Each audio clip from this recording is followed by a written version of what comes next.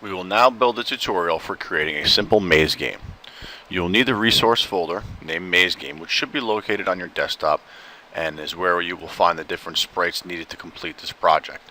We will start by creating 3 sprites, right-clicking in the sprite folder, and creating 3 sprites.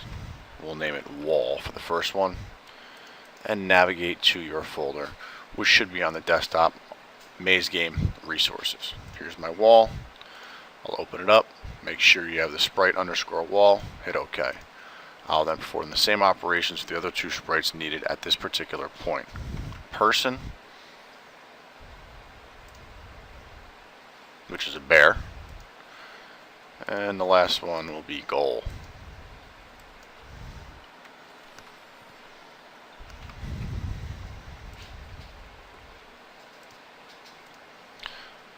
Now that our 3 sprites are complete, we'll move down to our objects and begin to create objects for each sprite. Remember, you'll be changing your name to obj for object underscore. I'll name the first one wall, and I'll set the wall. Now, as most walls that we make, it will border the entire playing surface, so we're going to make this one solid, and we don't need to create any events inside of this area. Press OK. Our next sprite we're going to create will be the person.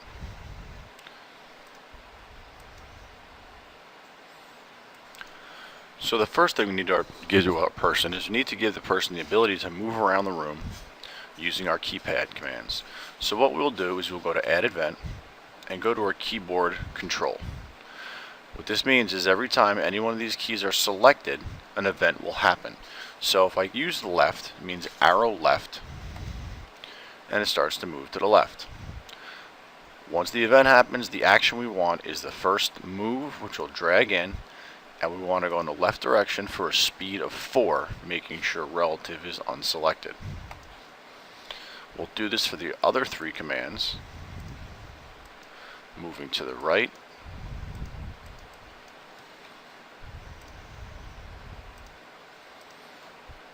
down,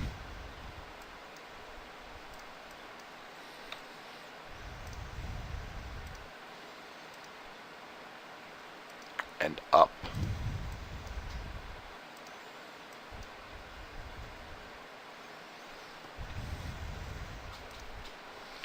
Press OK.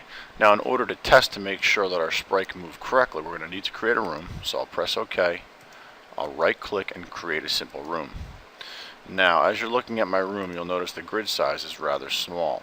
I actually want my grid size to be larger than this, so I'm going to set these 2 X and Y coordinates to 32 each. And now I will take my person, drop them somewhere in the base, and also my wall, and I'll populate the areas around with a wall.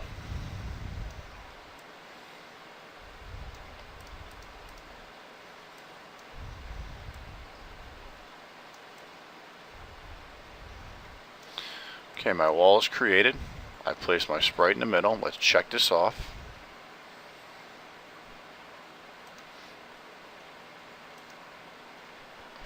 Oops.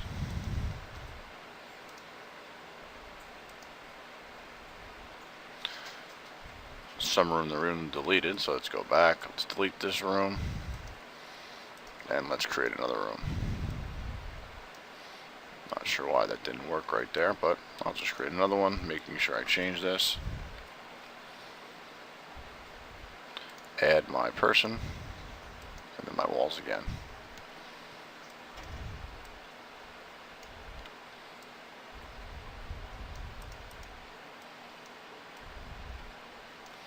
Let's see if we can slide this over to get a better percentage of my wall in.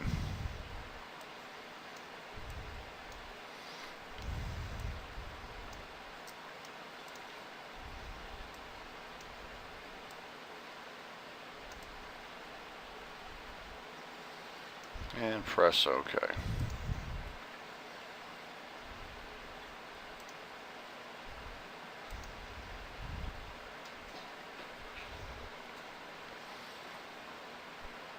Create my wall. You'll notice that you press and move the person around by your arrow up, down, and left key. Also notice that it will continue to move in the direction you told it to until you change the direction. Oops, we go through the wall, which clearly we won't want to do. So let's go back and fix that. Now we did make the wall a solid, but we're still moving through, so we can also fix that by saying person and make a collision event. And we'll say that when the person collides with the wall, the motion will stop. Speed of 0 and stop. Let's check to make sure that's correct.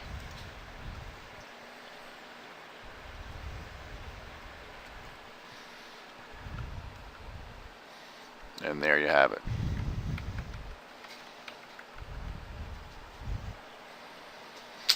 Alright, the next thing we want to do is we have to create the object of the goal. So we'll create our object. Name our sprite.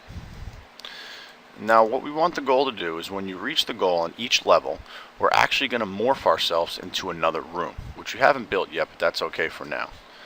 What we need to do is to add a collision event with the person. So now when the person collides with the goal, what's going to happen is it's going to move to the next room. So down here in rooms, we have to tell our object to first of all look to see if there is another room. If there is not another room, well then we can't move to it. So let's just grab this one, move it over, and it says if room exists. So if there is another room listed under room 1, then what will happen is we will move to the next room. And here's a transition you can add to see as the game scroll back and forth what they look like. So we'll just do a simple one. We'll push in from left, when you can change this as you please. So if the room exists, we'll go to the next room. What if the room doesn't exist? If the room doesn't exist, use our else. So if a room exists, go to the next room. Else, meaning if it does not exist, we'll go to the game and end the game so that it stops. Let's check it out.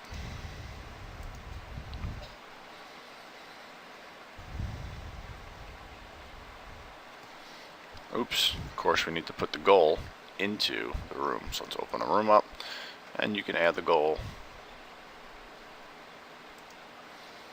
wherever you like.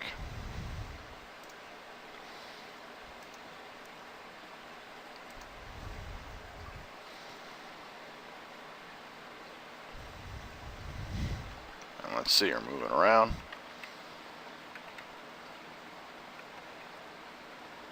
And since we don't have another room, it ends. Let's create another room. Now for this grid, instead of being 16 by 16 with these very small squares, we want to move them to 32 by 32 because that's the size of our sprite that we're using.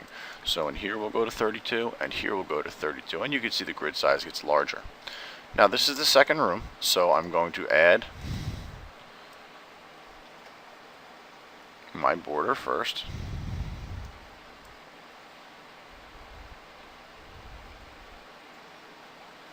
Then I'm going to add a track that is going to require you to stay within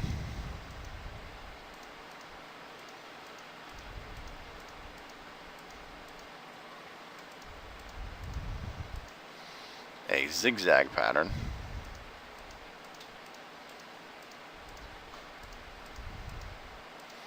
Making it slightly more difficult to move around.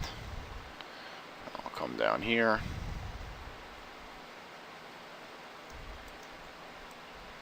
Before I end.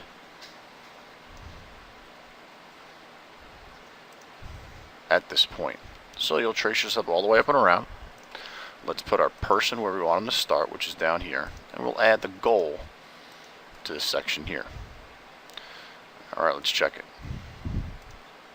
So you have room 1 and room 2, and we'll play our game.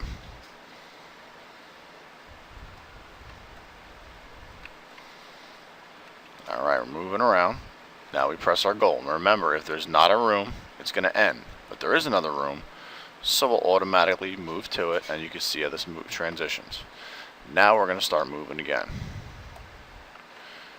Now, as you're moving around, you may notice that sometimes you get stuck. And the reason why you're getting stuck is you're trying to change direction before your sprite completely fits through the space provided. So you must time it up perfectly so that you can get through the space. Now this is less than ideal because it slows the gameplay down and isn't exactly how we want it. We can fix that in a moment. And we hit our goal and we are done. But now what we want to do is we want to fix that problem. If you don't stop it, it'll be a problem. What you really want to do is you want to align the person so that they can only move through the cells of the grid that are there. Otherwise it becomes difficult to move around. You'd have to stop exactly in the right position to move to a different corridor. This can be achieved in a simple way in the control tab of the person. So we're going to go to our person and we're going to set some events here. What we want to do is we want to add a check. What we want to do is for our left motion, and we'll do this for all the motions, is we want to check to make sure that we're completely within the grid that we're trying to move to. So if I have my check grid command here, I'll drag it over and it simply says check the grid.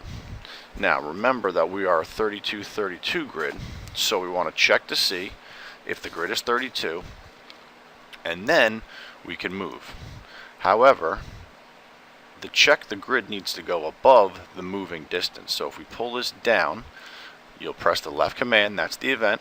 You'll check to see if the grid is aligned. If the grid is not aligned, you won't be able to move. If it is aligned, you'll move in that direction. So we want to create the same process for the other three commands that you see, moving them down for each arrow keystroke. Don't forget to change your grid each time.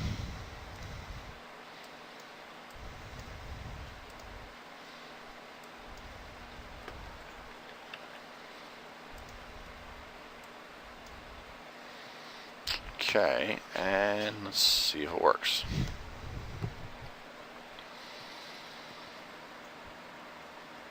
Now as you move around, the easiest way to tell is to try and land the bear in between two of the wall sprites. You shouldn't be able to do it. You'll notice every time he stops or changes direction, he's going to line up exactly with the wall. Now let's see how much easier it is. Now you can see that you're not getting stuck in the walls because the bear won't actually turn. If I'm pressing up, up, up, up, up, he won't actually turn until he clears each of the sprites fully.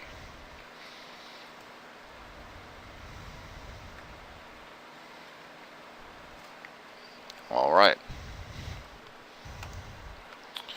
Now that we have our two rooms built, let's add some custom features. What I want to do is I want to create a third room, making sure I change my values here and here. But in this case, instead of using the sprites that I have, I want to make my own custom sprites to add to our wall border and even our goal. So let's click this OK for now. And up under sprites, you'll notice I have a sprite goal 2 and a sprite wall 2. I created both of those sprites using existing icons and changing them in the sprite editor. So to do this, let's say create a new sprite and name it, in your case, goal 2 or wall sprite. I'll create another wall sprite, so I'll name it SPR_wall_3, so I know it's the third one I've done. Now since I'm using an existing sprite, I'll come to our load sprite key and I'll select the wall. Okay, my normal wall adds. But now I want to go to edit sprite, double click the image, and zoom in by holding your control key and scrolling. You'll notice when you do this, you can see more clearly the pixels that make up the sprite itself. From here, you can use your paintbrush tool to color pixel by pixel, which takes a little bit of a fine touch.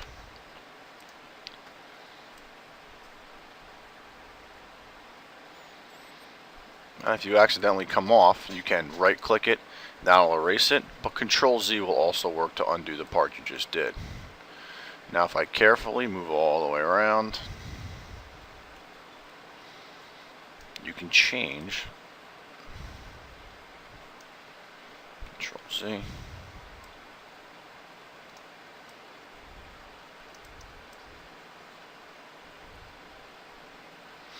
And then you also have a fill tool. And move over, you can add different text as you want, or circles. Try different ones. I'm actually going to take my fill tool and I'm going to fill in these two areas, giving me a sprite that looks like this. Once you're happy with your sprite, you can click it off, okay, and now you've added it to these two walls. Now to use them, don't forget we have to make them objects.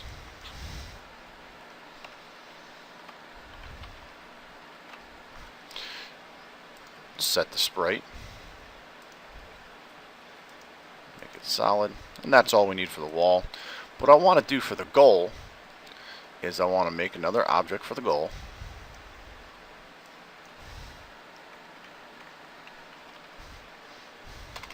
Sorry, goal 2.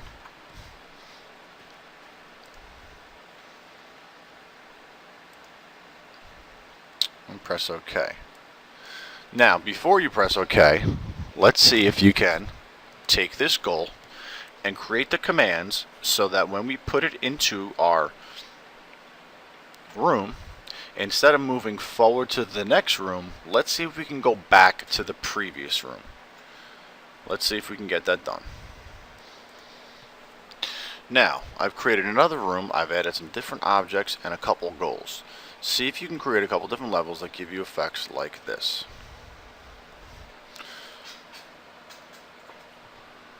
I have my first room where I can move around.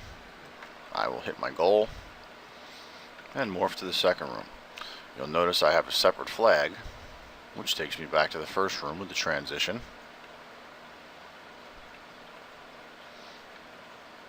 And we'll move up again.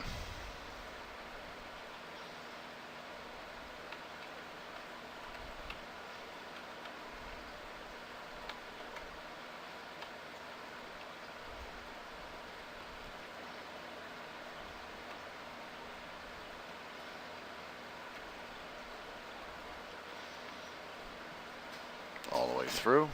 This should take you back. And if you hit that last flag, the game will end.